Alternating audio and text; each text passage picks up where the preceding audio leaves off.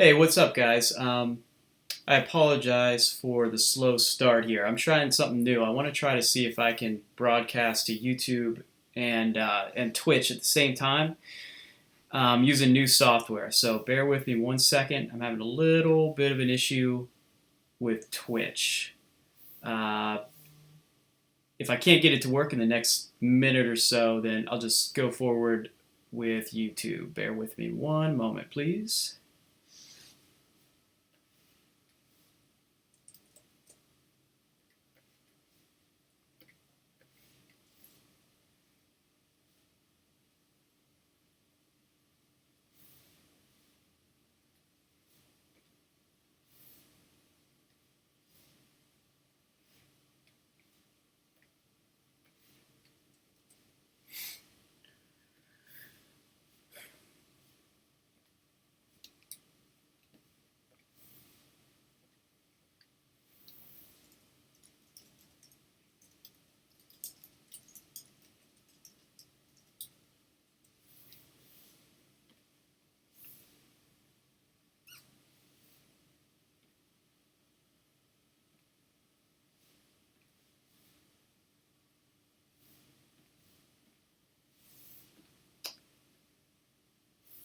All right, cool. So looks like I was originally trying to broadcast to YouTube and Twitch at the same time. Um, I'm running into some issues, but I know why this isn't working. But rather than try to fix it now, I'm just going to do it for next time. Um, I would really like to try to broadcast live every Friday. Every Friday afternoon would be kind of a fun time for me to sort of unwind with something and talk to you guys. So I'm just going to go ahead and move forward. I am inking a piece today for a client, kind of a really bizarre, fun thing. Um, it's not, I don't think it's worth explaining. There's a lot of symbolism in here, and it's kind of meant to be just over the top. It's for a t-shirt and a tapestry that will be sold at festivals. I'm going to be using Manga Studio 5 as usual, and let's get to inking. Um, I'm going to try to watch for comments on YouTube. So if you have any questions for me, please send them my way, and I'll try to answer them as we go along. If I skip over some of your questions, I will try to come back to them later to help you out.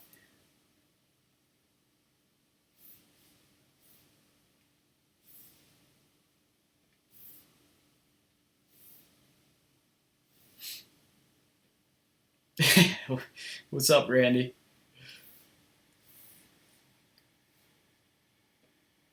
All right, let's see. Randy, remember when we used to be able to just draw stuff and not have to deal with any of this technical stuff? All right. All right, let's get to it. Let me show you before I get started. Um, I usually pencil digitally, but for this, I decided to work on paper first in pencil. So I don't know how well you can see that in the camera. Probably not very well. But I just scan that in, and we're going to turn the pencils now to a blue line, so it's easier for me to ink over top.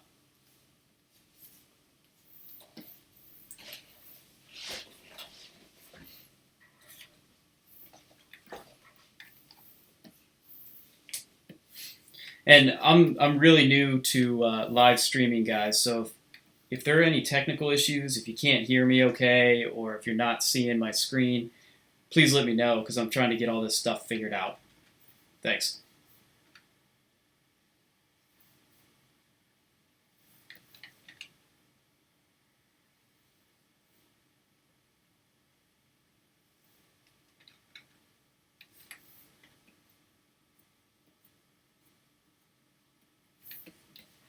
I'm going to be using this pen a lot. This is the MS4 Nib Stiff from Ray Frendon. I recommend all of his brushes. If you use this program, you should go buy them. They're great. if you use this program, you probably already have them.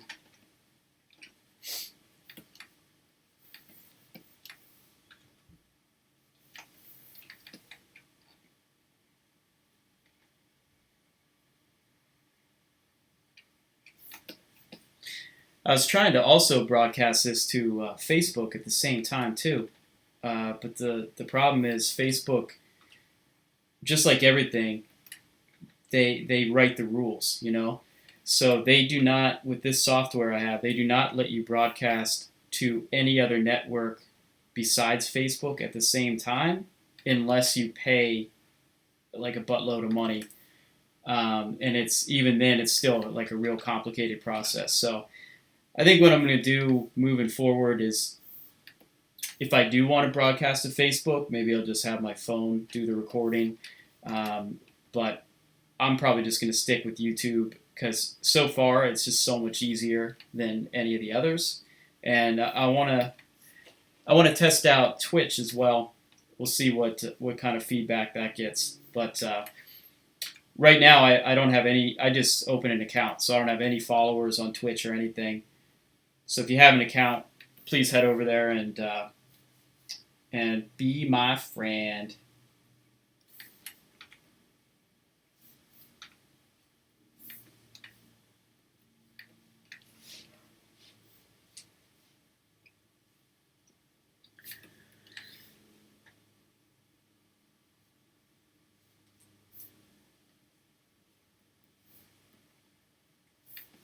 I don't know about you guys, but I always save a project that I know I'm gonna enjoy for Friday afternoon, just so I can kind of wind down the week and not have to stress about something. Something like this is going to be a lot of work, but it's definitely not something I gotta use my brain, you know.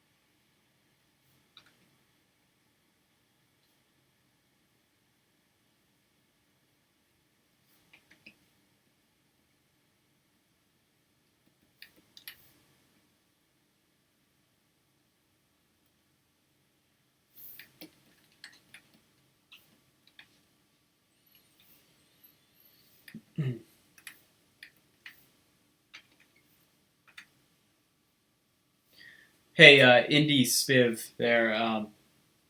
I see your comment about Facebook streaming. Like, did you have a bad experience with it or something? Or are you just saying it's just easier to do the other networks? Because that's what I'm finding. Like, broadcasting to Facebook Live alone is pretty easy, but if you want to do anything to several networks, it becomes super tricky. And it's just, so far, it just hasn't been worth dealing with, so I probably will just skip it. Which is too bad because a lot of my friends are on Facebook and stuff, and I'd like to have them communicate here and catch up. But what are you gonna do? Zuckerberg.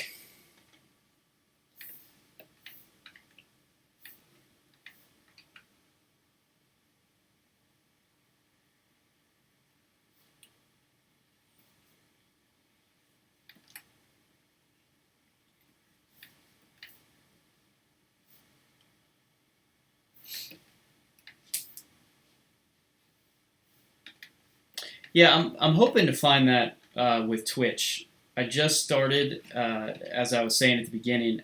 This stream right now was supposed to be going to Twitch at the same time, but I screwed up one of the settings, and I think I know what's going on.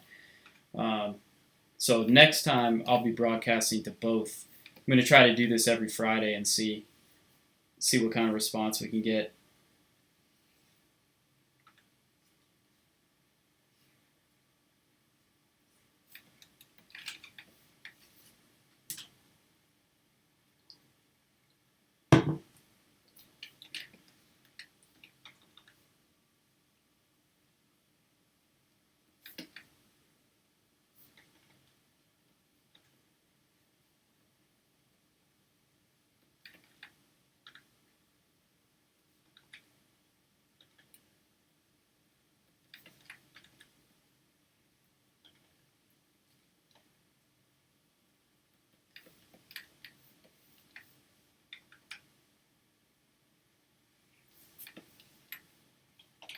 One thing I've been doing a lot lately for like technical machine objects, I've just been using this micron pen basically. It's just a dead weight line, no pressure sensitivity, and it's set to a pretty high stabilization here, so you can draw very smooth lines pretty quickly.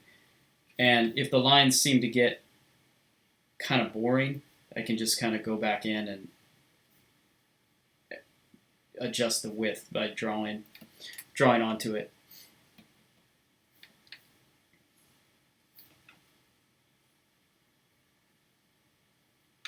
It's not quite as much fun, but it usually ends up looking a little sharper in the end.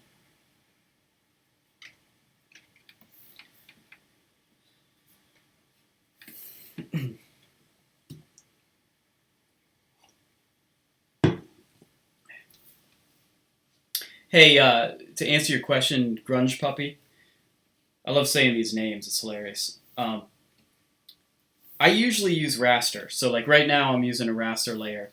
When I will use vector layers are when I'm doing things like cartoons where every line is a lot more important. Um, Something like this, which I would describe more like comic book artwork. I find that the vector layers sometimes they mess with your line too much, and you're not able to. It doesn't register the way you threw the line, if that makes sense. I wish that, and I hope Clip Studio Paint does this someday, but I wish that you could work on a vector layer and then actually export it as a vector file, as an EPS or an AI. That would be amazing. Because so many times I work when I need to do a vector file, I'll work in Manga Studio and then use a program called Vector Magic, and that program it works like Live Trace in Adobe Illustrator, but it works a lot better. And when I say works a lot better, I mean it actually works. 'Cause I hate Live Trace. I don't know. And I never got it to work right.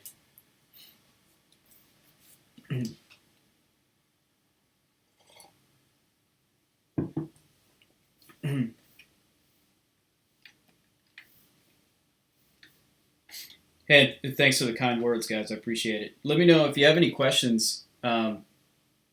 Please run them by me, and maybe write them in all caps or something, so I can pick them out, because it's hard for me to look up at the screen and draw at the same time.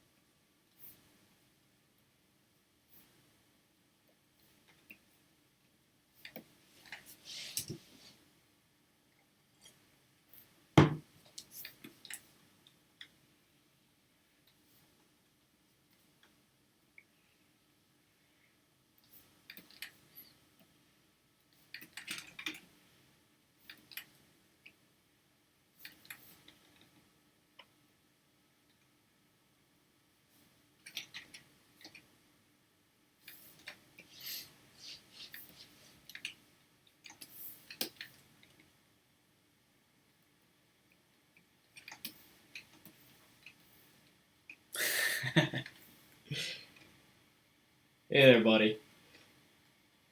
Hey, Sean. I was saying at the beginning here, I think I found a way to broadcast this to YouTube and Twitch at the same time without using the resources on your computer. And I was almost about to do that, but I screwed something up. So if I can figure out how to make it work, I'll let you know. Because that would be cool. Hey, Mike, what's up? Thanks for all your help, dude.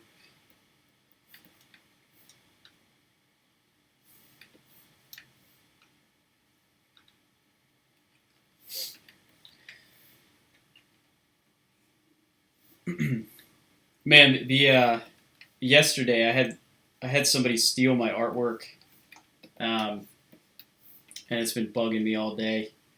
I know that's happened to everybody here. It happens to me like I think literally once a week. It drives me nuts, and it's almost always other artists, which is like the ultimate sin. I can't even imagine artists stealing from other artists, and I guess artists in quotations, right? But this guy, um, I can't even remember how I found it. I think maybe in a Google search or something. But there was a firefighter T-shirt company, and they were using a skull and wings design that I had done. And this douchebag that they hired, all he did was he just cut it out in Photoshop, recolored it, and then drew some stupid shit around it. And anyway, I talked to the owner, and actually they were fairly nice. People are always nice when they think they're going to get sued. And they gave me all the artist's information. So now I gotta, when I get a second, try to put on my big boy voice and intimidate him a little bit, maybe. I don't know. It's always tricky with this stuff because I don't have time to deal with that. I mean, nobody does. We all are. I don't know if any of you have ever had to write a takedown notice or even go through some website's built-in takedown notice thing. It takes forever, especially at Fiverr. Fiverr is a terrible one for stealing artwork. Um, those artists do it constantly. If you ever have to fill out all of their forms to prove that you own the copyright, it's like 40 minutes out of your day. It's crazy.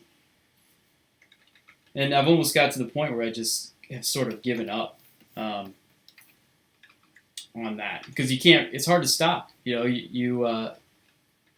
get them to take it down, and of course they don't give you any money. I think what Fiverr needs to do is if somebody is caught stealing, whatever money they got paid to do that job should be refunded and then paid to the artist that it was stolen from.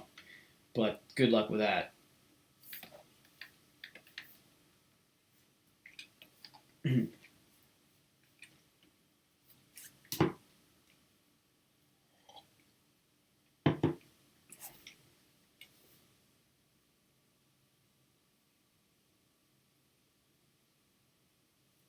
Hey, Roger. You mentioned Restream and XSplit. I can't use XSplit because I've got a Mac, but the program that I was using, that I'm using right now, is called. It used to be called Joycaster, and now they switched it to be Switchboard. And they probably changed the name from Joycaster because go ahead and Google JOI, and you'll see why they probably changed their name. But anyway, so far it's working really well. It's just, as I said, I had my login information wrong on Twitch, so I think it got screwed up, and I couldn't change it while I was streaming, so I figured I would just go ahead. But anyway, it seems pretty slick so far. But if this doesn't work, I'll try Restream. That looks good as well.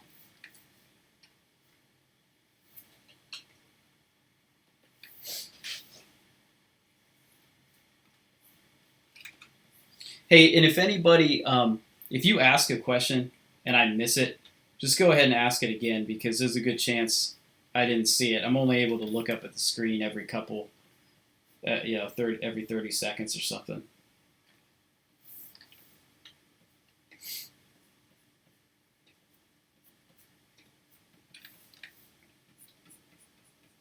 So let's talk. I want to talk more about this douchebag who stole from me because I'm still thinking about it.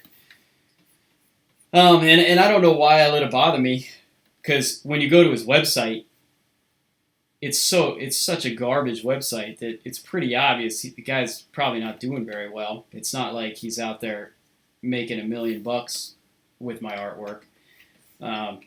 So I guess I could maybe consider it a charitable donation, but I can't write this one off, I'm guessing. But anyway, it just sucks. It's just the lowest of the low. I've seen there have been cases, especially on Fiverr, where an artist will steal my work, put it in their portfolio, and they won't even take the time to airbrush out my watermark. So it's got my watermark on it and my stupid name right in it, and they still put it in their portfolio. It's crazy. But what are you gonna do? It's a catch-22 because if you don't want your artwork stolen, you just hide it from the world, and then if you hide it from the world, you get no work, and that's not an option either. So,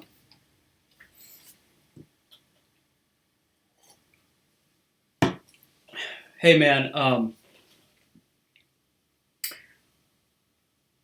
oh hey, thanks Sean about that alien pinball art. That was something.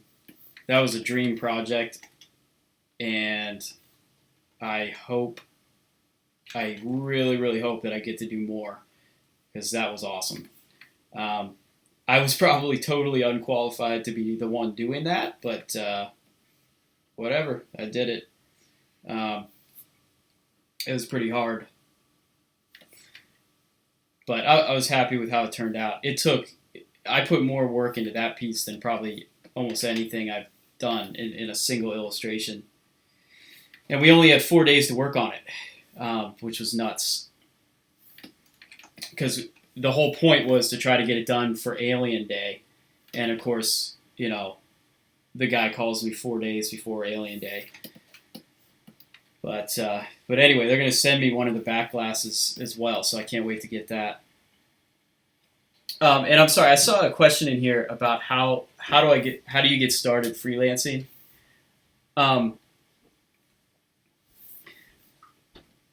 It's such a great question, and the problem is, I guess the answer is so long and so different for every single person that I'm not even sure where to begin.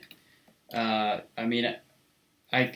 could tell you how I got started, but every single artist out there that I talked to so many artists, and I've been making a lot of friends online and stuff, and every single person just does this so much differently. Even people that work in the same industries, everybody's prices are different. Everybody's speed is different. Their techniques, their customers, the way they market, which I think is actually really good news, because if there was only one way to do it, or only a few ways, it would be a lot more competitive than it is. And I actually think, it is a very competitive field, but I think there's room for a lot more. Maybe I ought to be careful when I say that, but as an artist, you can kind of, if you don't see the market, you can sort of create it in a way, if that makes sense. But anyway, yeah, sorry, man. It's such a broad question. I don't even know how to begin answering it. I will be making a video soon, I think. What I want to do is make a video every year that kind of just summarizes my last year, like talks about some of the accomplishments I've had, and then some of the failures, and what things worked, what things didn't work, and that way, 10 years from now, I can watch it and laugh at myself and or whatever, laugh at this stupid hat.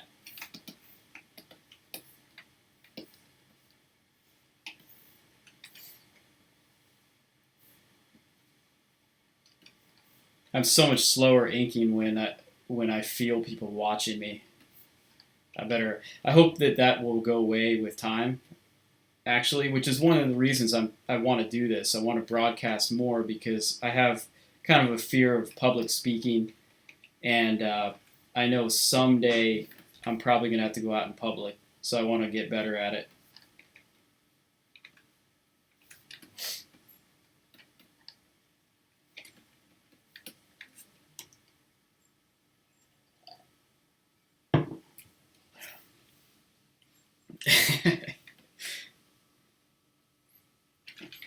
By the way, Chuck Kaup here in the message board is my brother-in-law, and never ever let him borrow anything of yours. I'm just saying.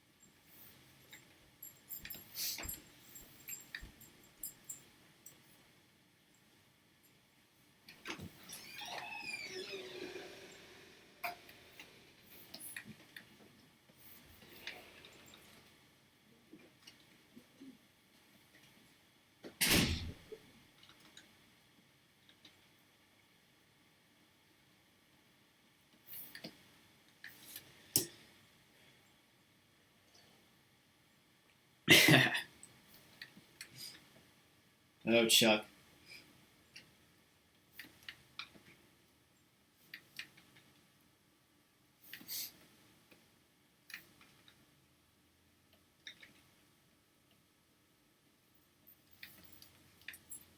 Um, GBTX.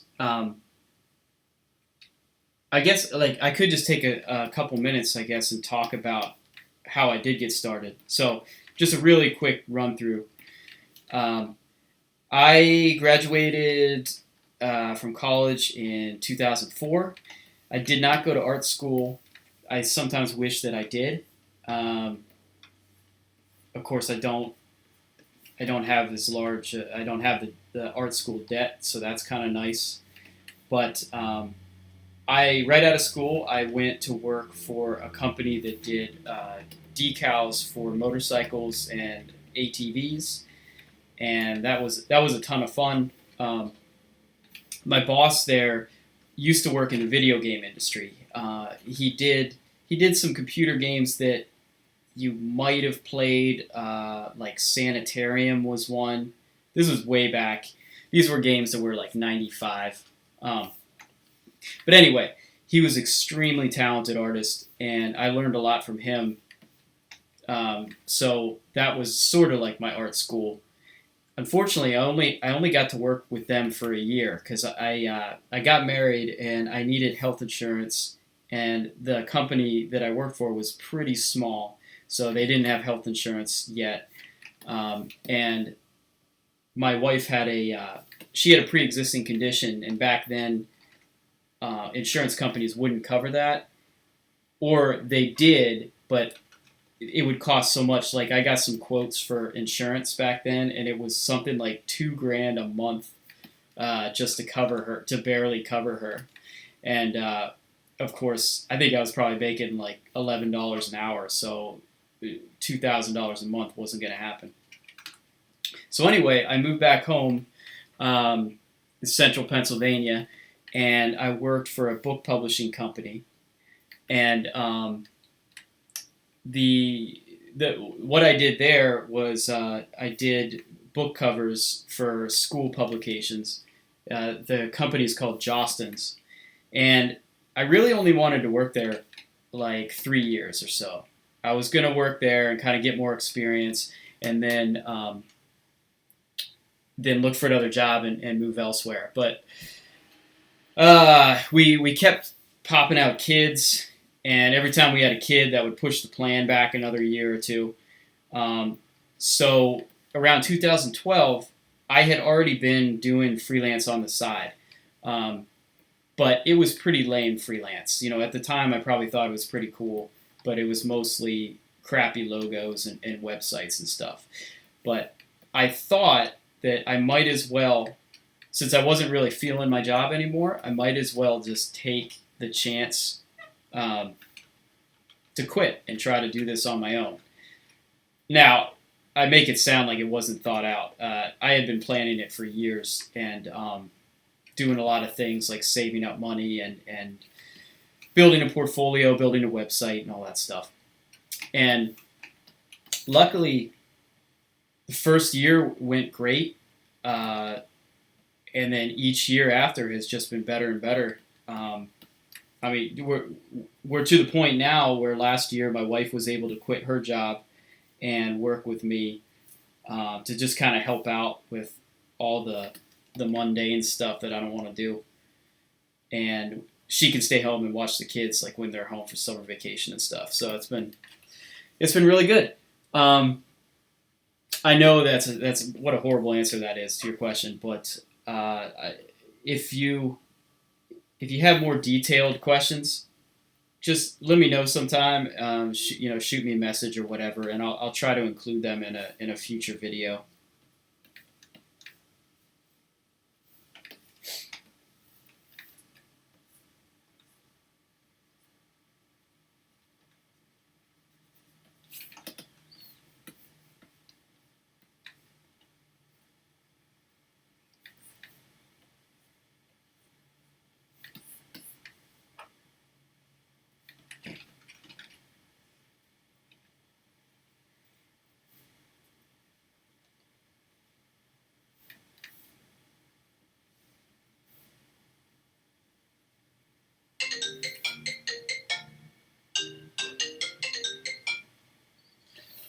Okay, lesson 1 in live streaming is turn off your phone.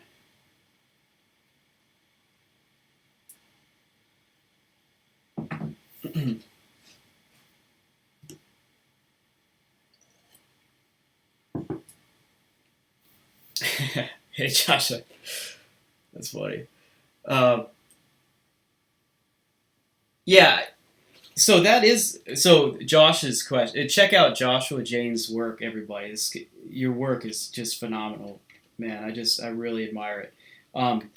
So Josh says, when we were talking about artists who steal other art from people and put it in their portfolio, it is such a short-term solution to your problem. Because what the heck do you do when you get the job? It's crazy. And that's actually, so usually the way I find out about people stealing my art is the client that hired them usually emails me and they say, hey, I hired this really good artist on Fiverr. I gave him $5, but the thing he gave me, I think is yours. And they always say that. They're like, I think maybe he stole. They never say steal. They say, I think maybe he used parts of your art. And then you click on it and you go to it, and it's like, it's 100% exactly your art, no question about it. And they just added text to it, whatever. So that might be how they get away with it, is maybe the people who are using artwork in other people's portfolio also just steal everything else as well. Maybe they just steal all the artwork. I don't know. It's a mystery. But what also, I guess, baffles me sometimes is how dumb some of these clients are. Because when any of us look at an artist's portfolio who's obviously stealing, every single piece looks totally different. So you'll have things that are like oil paintings. You'll have things that are vector graphic design things. It's all over the place, right? Um, and anybody who knows what they're doing can look at that and know that that guy is either one a fraud or maybe not very experienced, because no professional artist portfolio looks like that with that many things.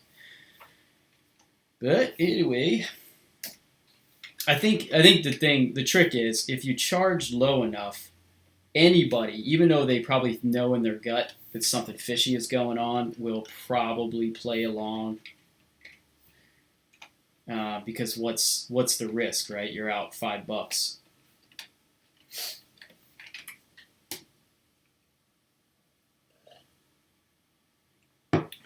Hey, Josephine, thanks a lot, man. I appreciate that.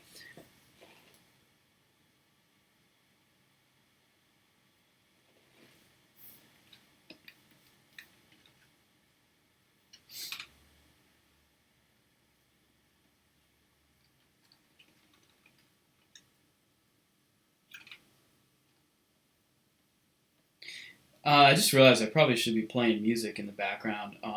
I've got it in my headphones. I intentionally did not play music because I thought this was going to be on Facebook as well. And Facebook, another one of their stupid rules is that if anytime they hear music in the background, that's like I was listening to Iron Maiden, their computer hears that in the background, and then they block the video because they think I'm stealing Iron Maiden's music. Um, it's nuts. So I just Facebook just isn't worth the trouble, unfortunately.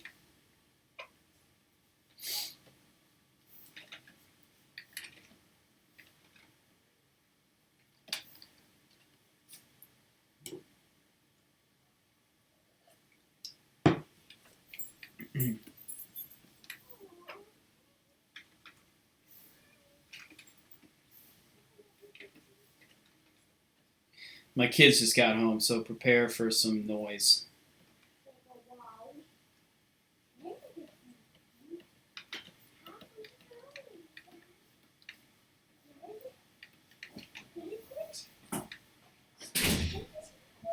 So here's something that I should have been doing from the start. And I normally do this, but broadcasting live just sort of changes everything. But I normally go around and do all the outlines first, and then go in and render and do detail. But I've been jumping all over the place. So let me try to stick with that, because I think that produces a better result. Like, I want to do that. I want to get into this B here.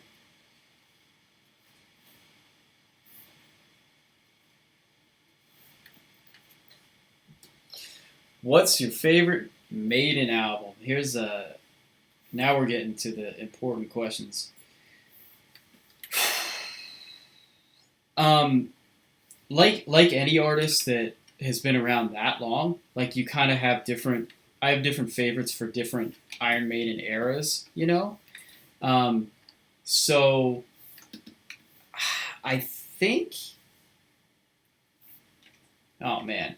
Um, I believe Fear of the Dark is probably my favorite.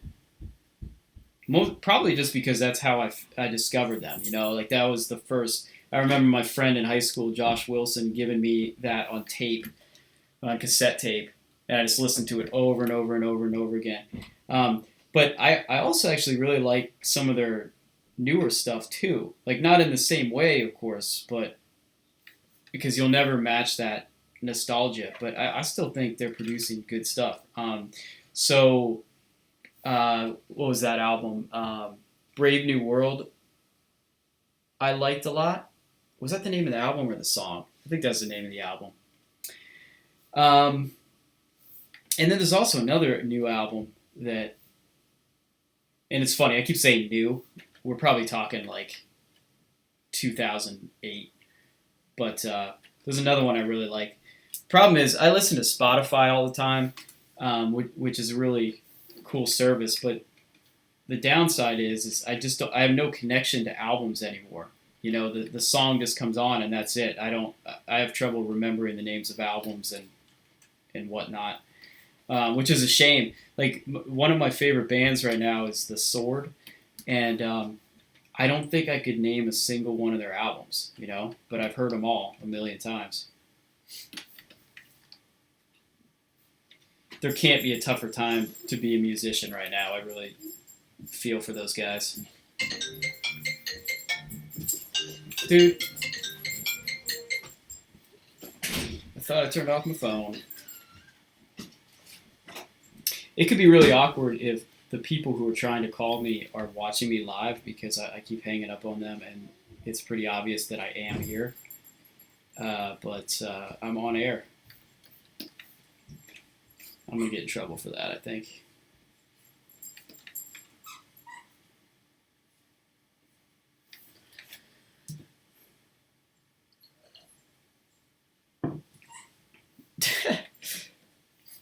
Randy, I appreciate it, man, but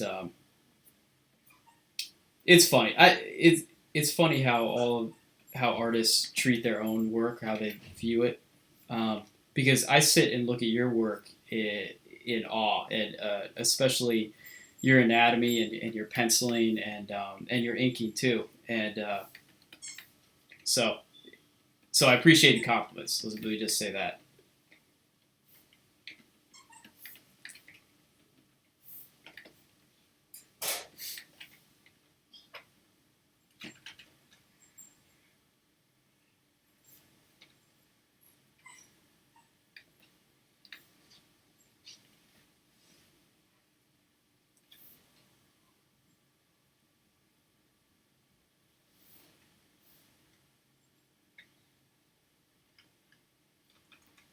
I saw the Sword live a couple years ago. They played here with Clutch. It was a really fun show. But I went to the show to see Sword. I love Clutch too. But when I saw that the Sword was coming, I was just like, I gotta be there. And they were such an unusual band because my friend commented that he didn't like them. He was like, they have no stage presence, you know, because they just, you know, they don't get on stage and say, hello, State College, you know, they don't dance around and do silly things. Like they got up there and they had this intensity and they just played their music so well. Like it just sounded like it just came from the album. It was so good. But it was just funny because I was looking around and nobody else seemed to really be into it, at least not the way I was. So I don't know, it's tough.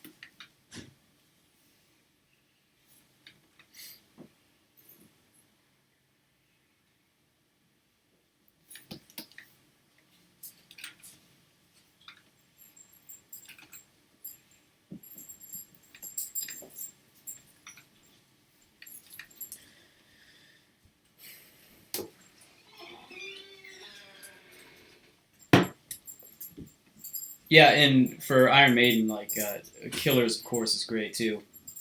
But I was born in 1982, but I didn't really start listening to the music I listen to now until I was maybe 12. I don't know. So I wasted a lot of years on the wrong kind of music.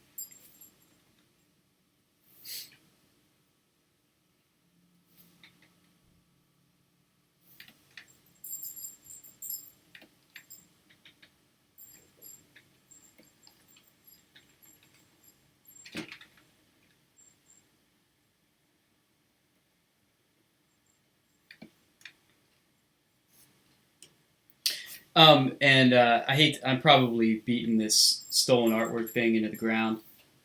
Just seems like an interesting topic. I wish there was a place, like an artist blacklist or something, where you could report this stuff and everybody would know it.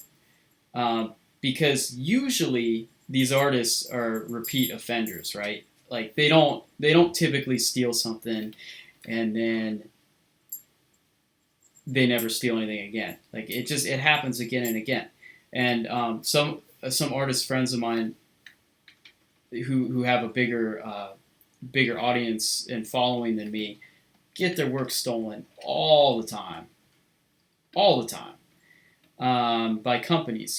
Sometimes big companies, and it's just too bad. I feel really bad for when it's like it was client work. So somebody paid you money to draw this thing, and then now the artwork is out there and somebody's stealing it. One piece of artwork that was stolen more than any other was this Cheech and Chong zombie artwork I did. This was like 3 years ago now, and if you go to Amazon, or not Amazon, if you go to eBay and type in Cheech and Chong zombies, there's like 12 stores selling that design, and not a single one of them is doing it legally. And I'll get pictures from people out in California. I live in Pennsylvania, so it's just on the other side of the country for me. But I'll get pictures from people over there, and they'll be like, "Hey, man, I just saw your shirt in the boutique," and they'll take a shot, and it's like, "Nope, that's a bootleg." I don't know if you can hear my dog. She's chewing the shit out of something over here. There. Here's my dog.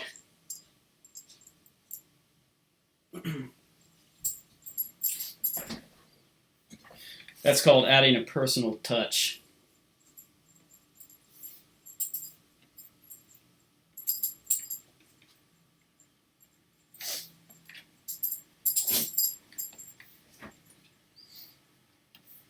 Yeah, dude, the dog is berserk is a good word. She's insane. She's still a puppy, so hopefully she outgrows that. Which is funny. She sounds like a pit bull down there, but she's, I have shoes that weigh more than her. Our cat weighs like 30 pounds. It's a giant monster of a cat. And she just like pummels this guy. But she deserves it.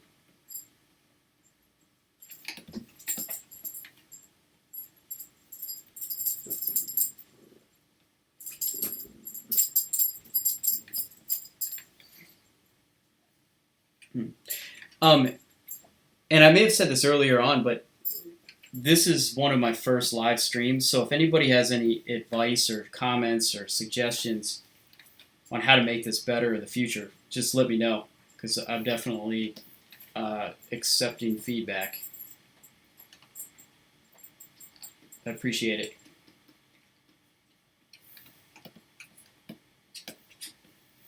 Might have been more interesting if I was like a hot chick or something. I'll look into that one too.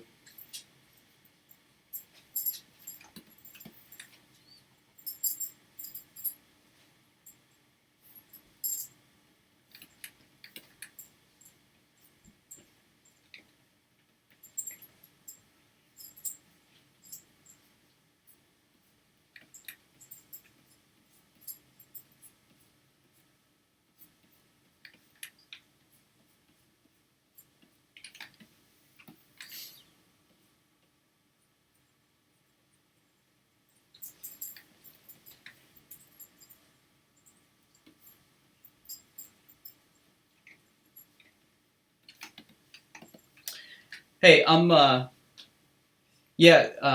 hope I'm pronouncing your name right, Lynn. I will be broadcasting a stream soon. This was actually supposed to be on stream and YouTube at the same time, but I'm dumb and I screwed something up, so it didn't happen. But next time, for sure. I don't have any followers on there yet because I just opened up an account. So if you're on stream, I guess just search for Flyland Designs and subscribe, follow. I don't even know. I don't know how that works.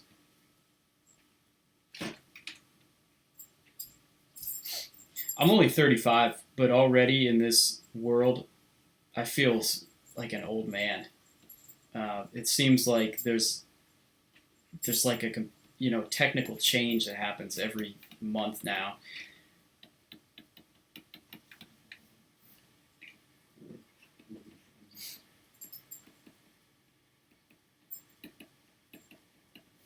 And when I was trying to find out which network is best to stream to, like there's something called Bitbox, which I never even heard of. They listed a bunch of other ones too, where I had no idea what they were.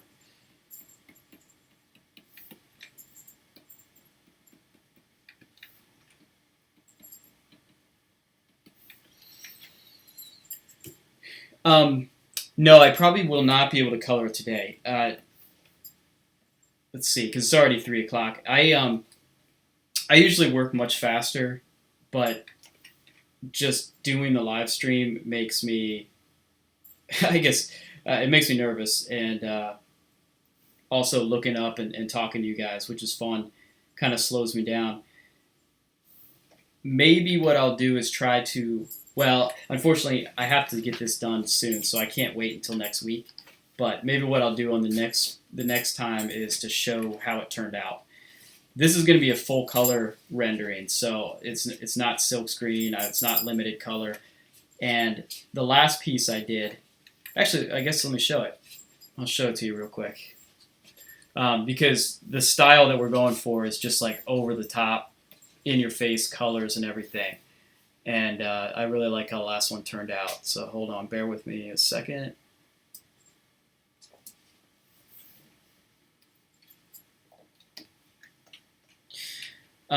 This is a low res thing, so I'm not sure how this is going to look on the screen, but this was our last piece. And again, don't ask me to explain what is happening here. That's sort of the point.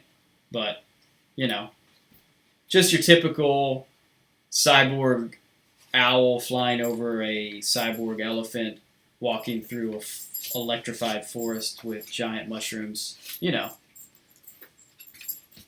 Every portfolio needs a piece like that, so there you go. And I'm enjoying this piece more because we can kind of focus more on these weird characters.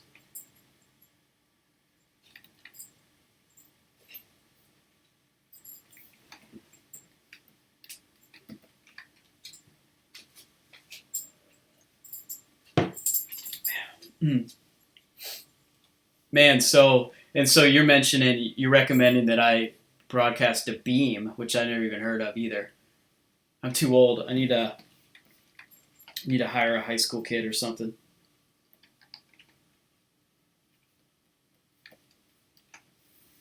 That's one thing that makes, I guess, marketing a lot harder than it used to be, for me anyway, is that there's so much fragmentation, I used to have a lot better luck posting things to Facebook. Like it would get a lot more views and likes and comments or whatever. Those super important things. And but now I got to split it between Instagram, which I enjoy Instagram much more, and then there's Twitter, there's Tumblr. It just kind of goes on and on. Google Plus still hangs around, which I think is pretty funny.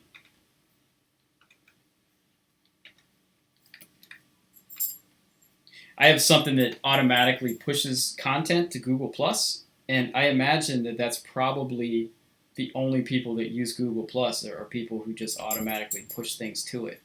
So it's sort of like this weird alternate social media dimension where just forgotten posts just go and nobody clicks on them or comments, and just a sad, dark existence.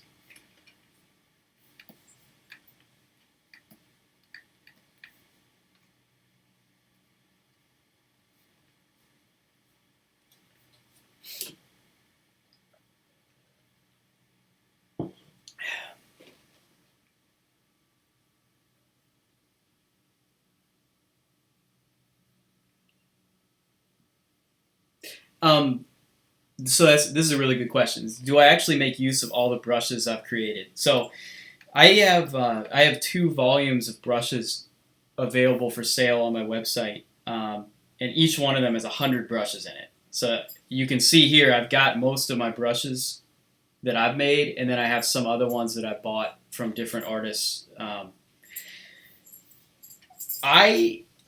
The answer is no.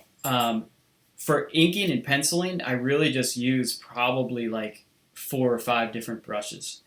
The reason I included so many is because I know from my experience and from talking to other people that nobody really has the same kind of drawing style or pressure with their hand. Some people draw very lightly, some people draw very hard. So I wanted to make just a huge variety of brushes so that there would be something in there for everybody, right? Then there's a lot of brushes that I use occasionally, like texture brushes and special effects types of brushes. So I would actually advise people, if you're using the program for the first time, I would just stick, at least at the beginning, with the brushes that come with the program, just until you get used to the program. Because what happens, and I've made this mistake before too, is that you get overwhelmed really quick. And if you just, let's say you just dump 100 brushes in here and you're trying every single one, and this is working, but this isn't. What happens if you're just using the stock brushes for a little while is it doesn't allow you to blame it on the brush, which is something I still go through, where I'll start drawing and I'll be using a brush and I'll switch to another one because it's not working out, and then I switch to another one and then another one, and it turns out, it's me who's sucking, not the brush. And that's an important thing to know when you do or don't suck. Hey, there's a question here. Are you running Lazy Nuzami? See, I'm too old. At 35, I'm an old man. I have no idea what that is. I would love to know, I think. And there's a question here. What made you decide on the details of the bee's eyes? Did you see it somewhere? And were you inspired? Or did that just happen? So, yeah, it did just happen. But looking at it, I don't know if that was the right solution. Usually I have reference open, and I would have been looking at a bee's eyes, but right now I'm kind of distracted. It probably should have been more of a hexagonal pattern, but what I'm thinking is for the ink stage, I'm just going to put it in, and then when I go back in color, I'll probably add some things that make those look a bit cooler. But good question. So the question basically is, do you plan stuff? And the answer is almost never. I almost never know what I'm doing until it is done. And then the routine is I do it, and then I spend 3 to 4 minutes hating myself, and then I move on to the next thing, and I repeat. So that's my process.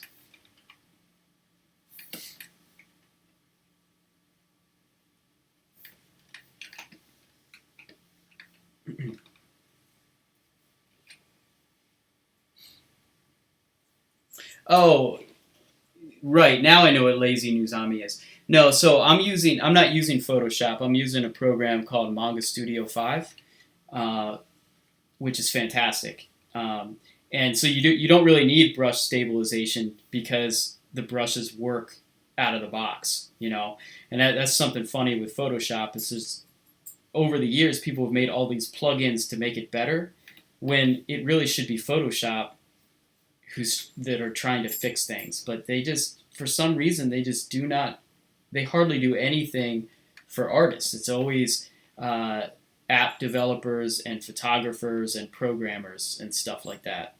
There have been very few updates that really add tools that make drawing and inking and coloring in Photoshop more enjoyable.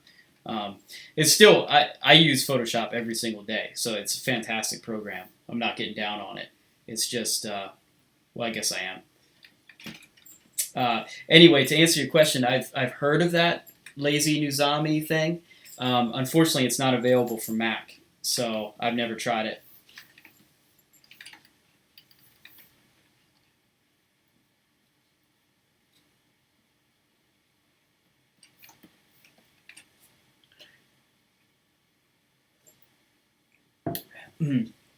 Yeah, Spacey HD. I'm glad I could introduce that to you a few years ago. I think probably 3 or 4 years ago. Oh, maybe 5.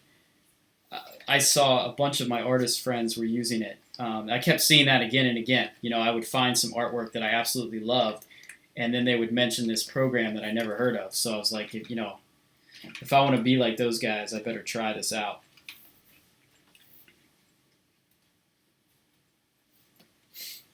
And I'm glad I did.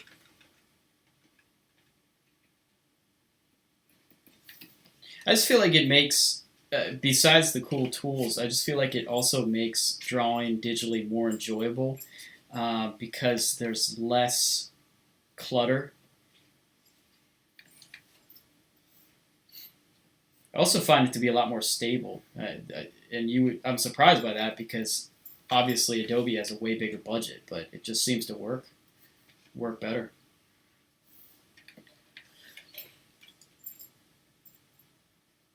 Hey Jeff, what's up, man? How are you? Thanks for watching. Um, hey man, I apologize if I don't pronounce your name right. Is it Oi? Oh, I'm sorry.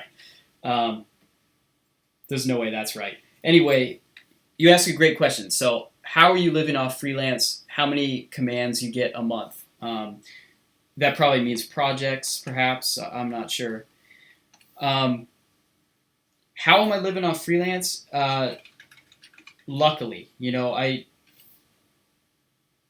I couldn't tell you exactly what is working.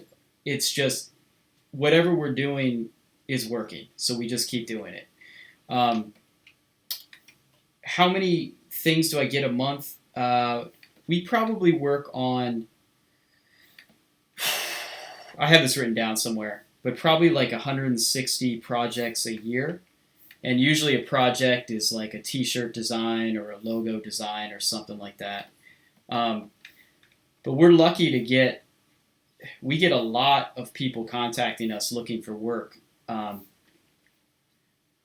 mean, I guess I'll just share numbers. Like last year, we had 750 new people contact us for a quote. The problem is only about 20% of those ended up, being an actual project that I worked on because most of those quotes, they didn't have a very big budget or sometimes none at all, right? So the way we sustain ourselves is we produce a ton of work and we just post it everywhere we can. We follow up with existing customers. Sometimes we reach out to customers that we want to work with, and we just move all the time. Usually every day I switch between probably 3 different projects. So I might ink a piece in the afternoon, sketch a piece in the morning, and then if there's time, color another piece or something like that. So, and then things have gotten easier the longer we do this because we've been doing this full time for 5 years now. So now we have a lot more repeat customers built up, which has really allowed us to kind of raise prices for new clients, because we have work scheduled ahead of time, so then we can raise prices and grow.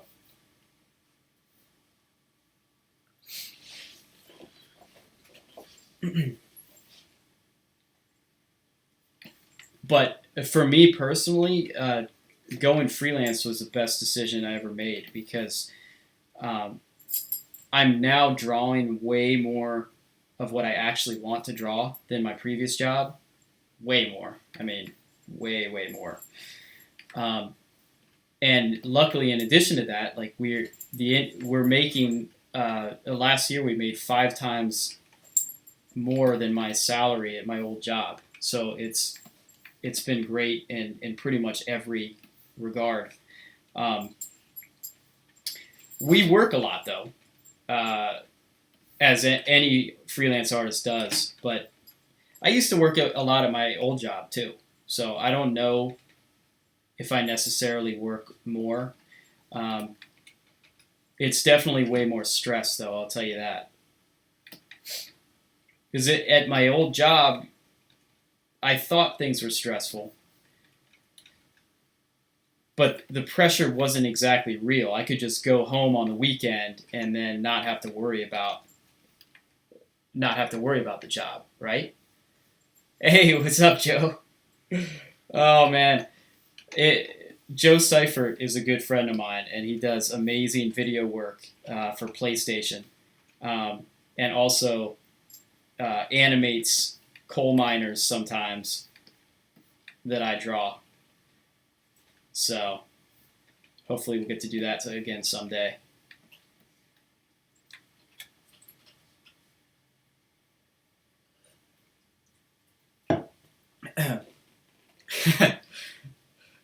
How do I filter art and save? Yeah, that's about it. Hey, okay, actually that brings up a really good point that I've been wanting to talk about, which I'm sure some of you guys have experienced this too. It's really flattering. Sometimes emerging artists will contact me and they'll kind of ask me for advice. And but sometimes though the people that contact me are so vague and general with their questions, exactly like that "how do I art" thing, um, that you can't help them. I mean, there's no way to help. There's no answer you could give that would help. And I made that same mistake too when I was starting out. There were a lot of artists I admired, and I would contact them and I would say, yeah, here's my portfolio. How do I become as great as you? And it's just, I mean, nobody's ever said that to me, but that's probably the stupid thing that I would have said back then. Um, what gets way better results is just figuring out one specific small thing that you want to improve on, and then asking that artist about that one thing, because you're much more likely to actually get an answer from them. Because these guys are busy, I mean, it's easy to think of them as heroes or gods or whatever, but they're just regular people too, and they're probably just as stressed out as you are, but about different things.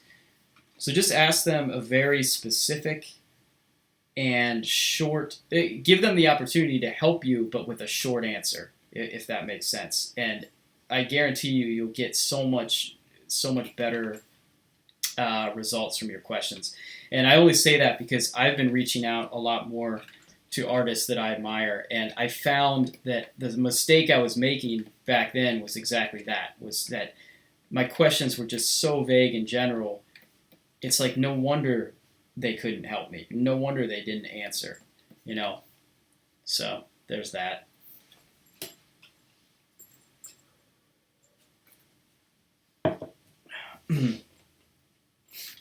Hey Kevin, what's up?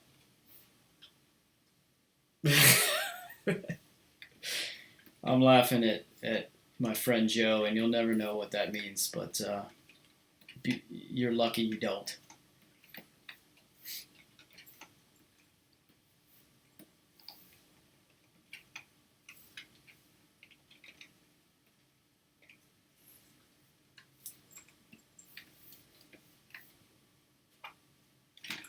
Oh, I want to show you something actually. You may notice that I'm switching back and forth really quickly between this dead weight line here and then my actual ink brush.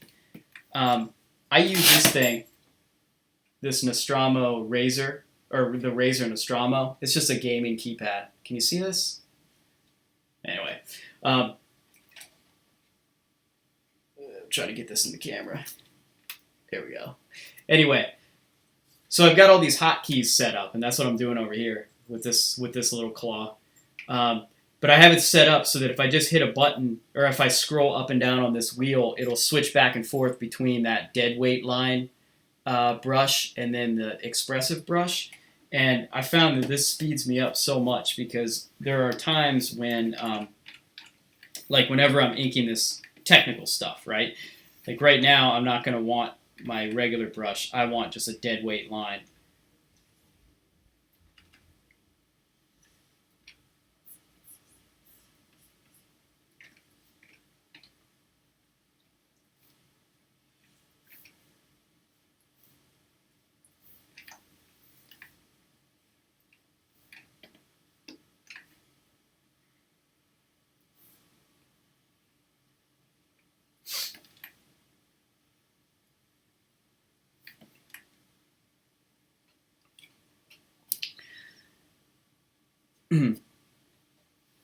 Hey, Jeff. First of all, cool to see you on here, buddy. Yeah, I was talking about the vector layers earlier. I use them for times when I'm working with like cartoon images where every line is precious, you know?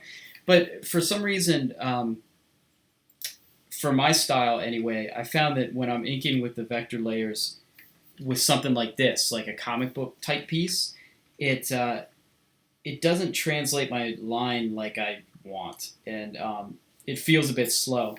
And then the other reason I don't really prefer working with vector layers is because of this. I often do this where I draw something and then switch to the paint bucket and fill it up. And I also use this tool a lot, the lasso draw. And unfortunately, you can't do either of those things on a vector layer, so it's kind of a bummer.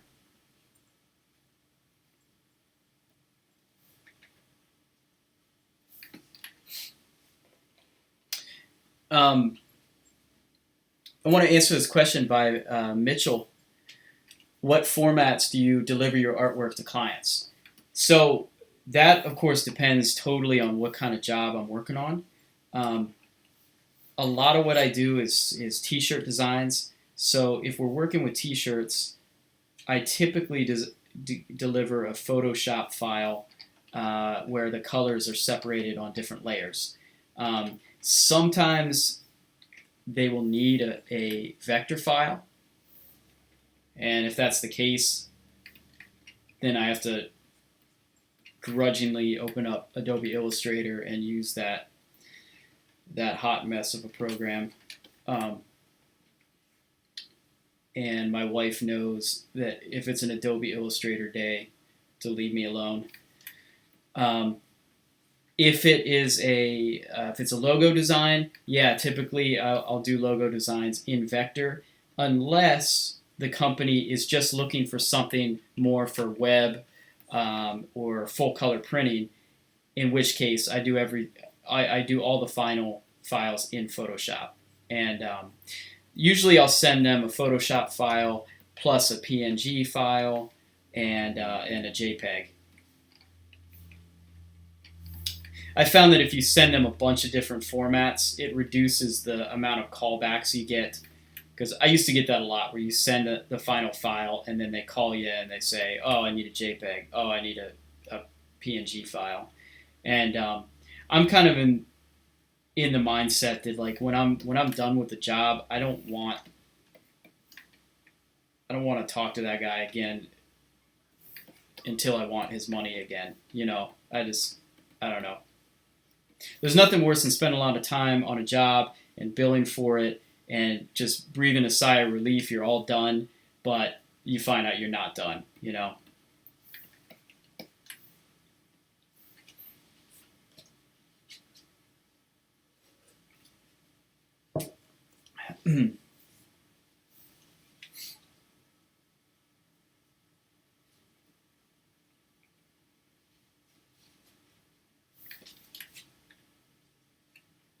I do hope, as I said earlier, I really, really hope that someday Clip Studio Paint allows you to work in vector layers and then export it as an actual vector. I mean, that would just be a game changer. That would open up their whole program to a whole new audience.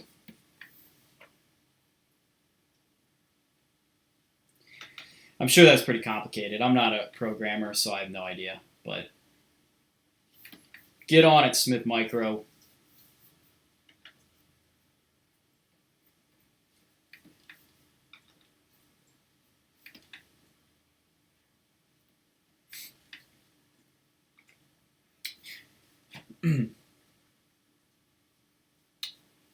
This question from Miftaki? I'm sorry, man. I don't know how to say any of these names. But I do recognize you. You leave a lot of really nice comments for me. I appreciate that. How many sketches do I do before inking? That totally depends on how confident I am that the client is cool to work with and is on the same page as me, right? For this guy, I just did one sketch because the directions were so specific. As you can see, there's like a lot of strange symbolism here, so it was pretty easy. Or there's really only one way we could approach this. Now, in this case, when the first sketch that I sent had some revisions that I had to take care of, but after the sketch, then I showed this at the beginning. I drew this. Here, let me show you. Where the heck is it?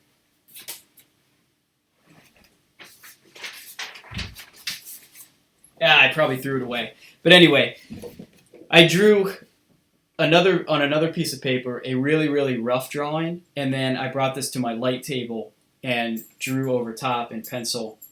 It's probably going to be hard to see this. I don't usually work on paper, but sometimes I'll do that just to kind of shake things up a bit and give my eyes a break, Then I scan it in and ink over top digitally. Sometimes I'll ink traditionally, but for this piece, it's going to be blown up so huge that that probably wouldn't work really well. And plus, since there's so much like technical stuff going on, I really wanted it just would be so much faster to do this digitally. But anyway, I'm sorry, going back to your question though, if I'm doing a logo design for a customer, or let's say a mascot design, I usually start with 3 sketches.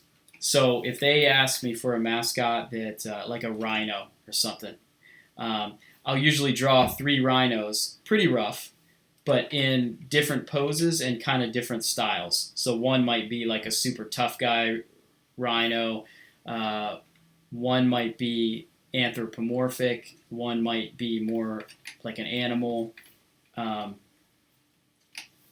that kind of thing. And then I just label each one A, B, C, and ask for their feedback. And usually, if it worked, their feedback is usually, okay, well, I love this about A, I love this about B, I love this about C. And we just combine them all into one. Occasionally you'll get somebody who says, they suck, and so do you.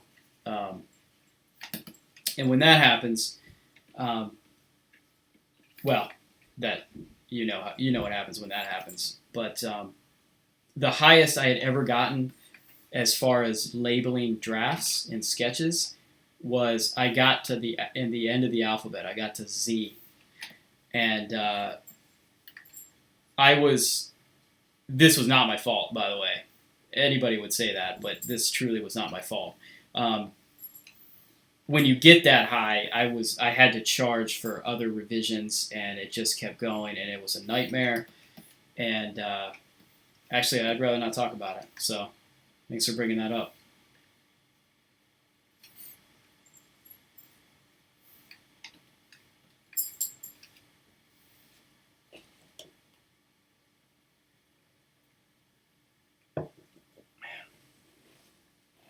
Hey, Tom Martin, what's going on, man? How are you?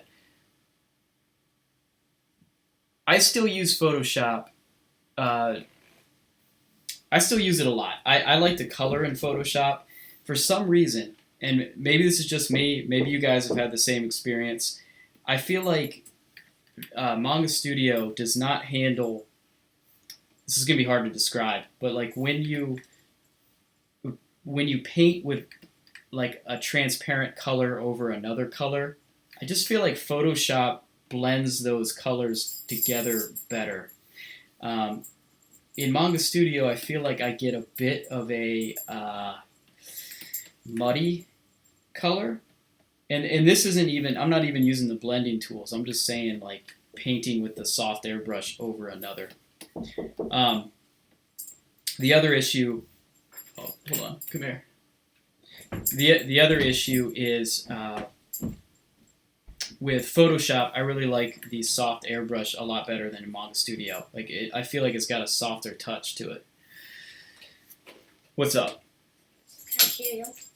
Yeah. That was Spider-Man. He lives with me. Dad, can I tell you something, Marshall? What? I finally got Minecraft to see what to do my worlds. Oh, what was the problem? Worlds. Not all of them, but a lot. What was the problem? Just deleting worlds. Oh, so you probably filled up the hard drive.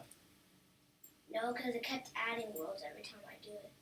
Huh. So maybe it's just, I don't know, but it did it with a world that I accidentally wanted to do. Okay. So. All right, see ya. Oh, Minecraft troubles. You know what I'm talking about.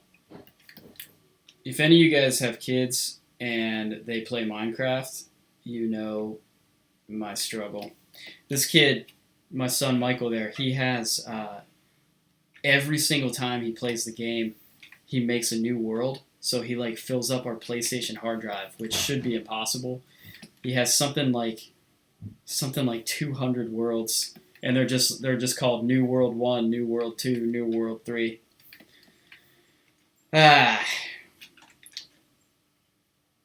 He's going to be just like me when he grows up, and that's such a tragedy.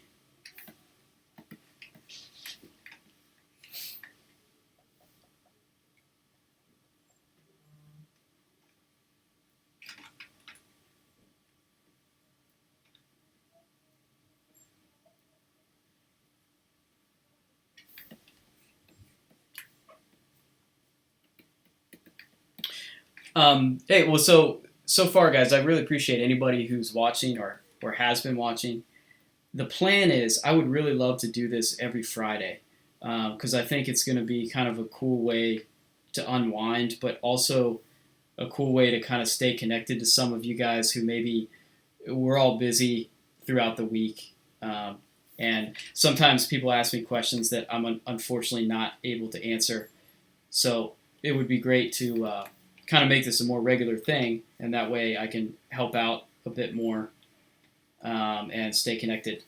So along the way, any feedback you guys have about how to make this more convenient, better to watch, whatever, just please send it my way.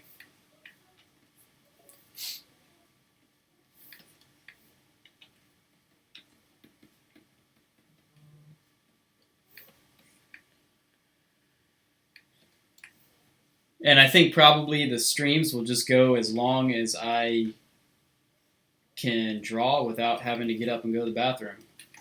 And that time is coming to an end. So if anybody has any kind of last questions, let me see. Let me go ink a more interesting part here. Let me do this stupid hand.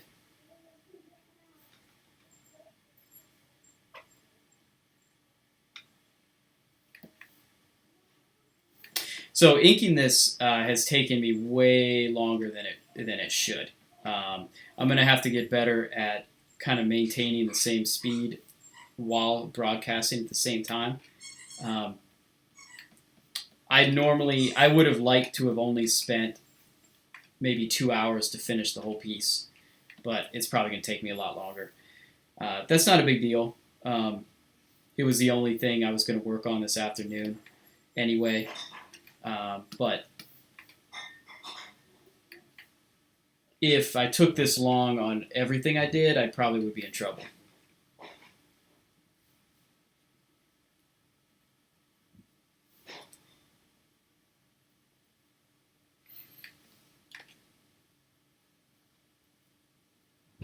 Hey, Sketcher Cat. Yeah, I'm pretty sure that as soon as I'm done with this video, it automatically gets uploaded to YouTube. Um, so if you watch it and you have any suggestions on how to make this more enjoyable, let me know. Appreciate it.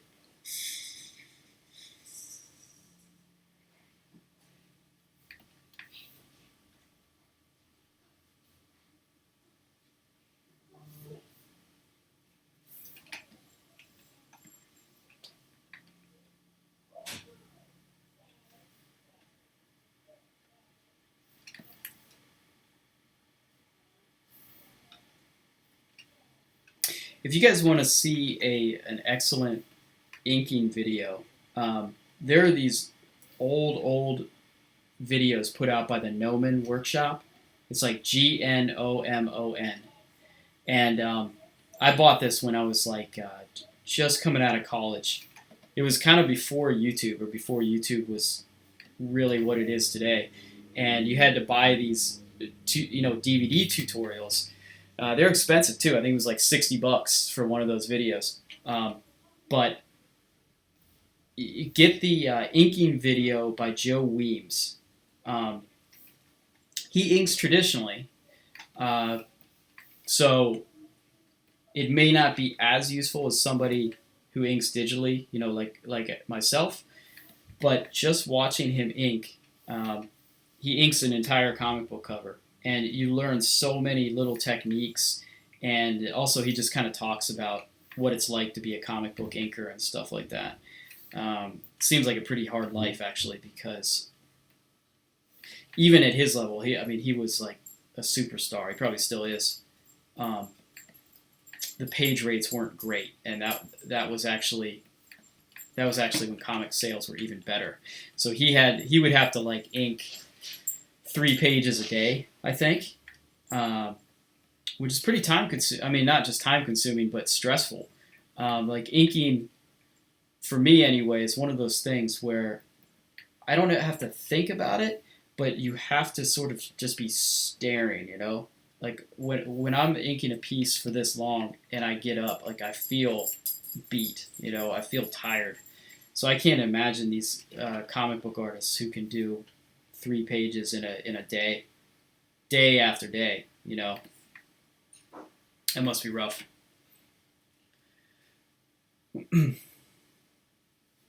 Hey, Steve, thank you so much for buying my brushes. I appreciate it, man. That really helps. So right now, I'm actually using this Micron pen, and also I'm using not even one of my brushes, one of Ray Frendon's brushes. It's one that I really like for stuff like this. It's called the nib stiff, and I used to ink with a traditional nib long ago, and it does a really nice job of emulating that feeling. If I wasn't using that, out of my brush pack, let me find it here. The 2 inking brushes that I like the most. Where are you? This one, the Expressive.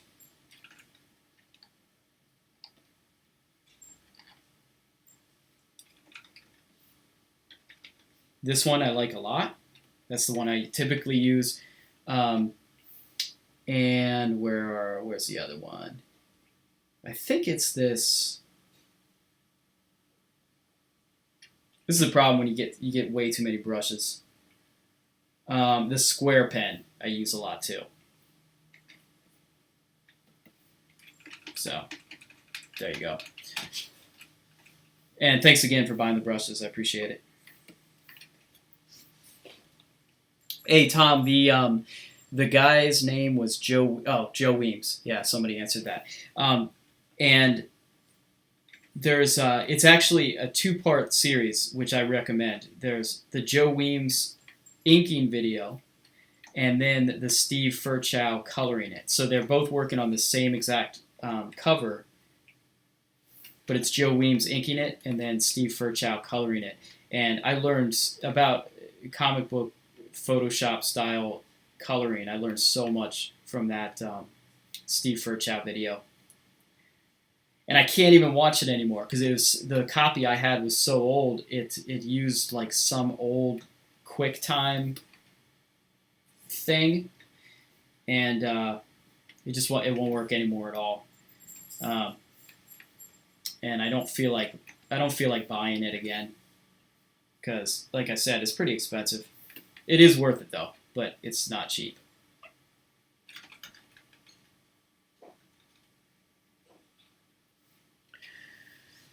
Um,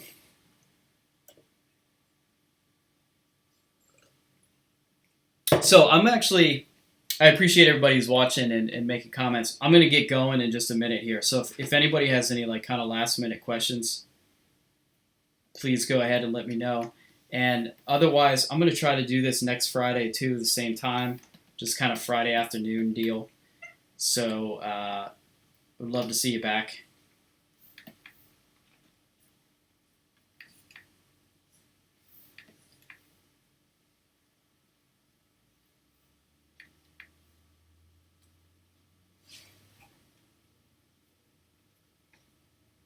Yeah, I figured Friday might be a good day to do this because everybody's if you work full time or freelance from home or whatever, Friday is usually the day that people aren't bothering you as much. Everybody's a little bit more relaxed and kind of out of your face. So maybe you can have YouTube open.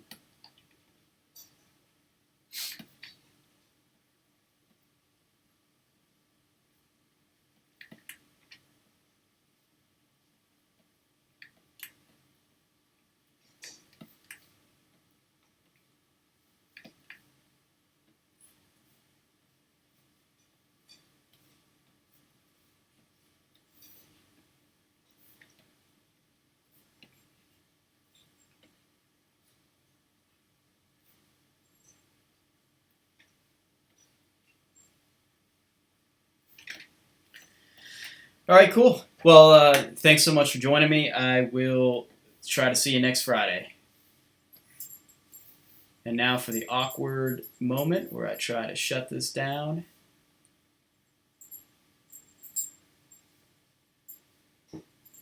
Hey, before I go, I see your question, Ruben. Are you interested in making a critique video series?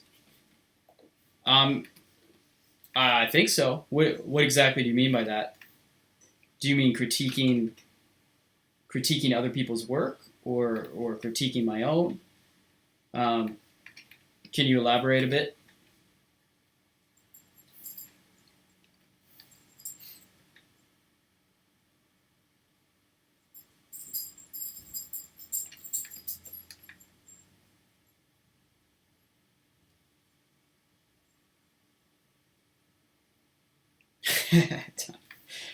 Tom, man, you're always so hard on you're always way too hard on yourself. Um, I'm sure it's awesome. Yeah, I would love to see you do a series too. Yeah, so that is not a bad idea. Um, I would love to do that. I don't know if I'm the most qualified to be given critiques, but if anybody was interested, maybe what I ought to do is plan that ahead of time and maybe ask people on Facebook and social media and stuff to submit their things, and then we can do it live. Because if you're gonna get your heart ripped out, you got to do it live, in front of everybody. But I recently just reached out to a bunch of friends to critique my website, and then in exchange, I critique theirs. And I found that I try to do that once a year, and it's so helpful. I would recommend anybody doing that because we're all so busy. We don't have time to mess with our web pages very much. So it starts just like a house, like it starts to get cluttered, So you need that outside input every once in a while. So, hey, hello from Greece. That's funny. Hey, Tom, there's nothing wrong. Nothing wrong with collecting paychecks, man. We've all done it. All right. Well, anyway, I'm going to take off. So thank you very much, everybody. Take care. You're making a YouTube? I was.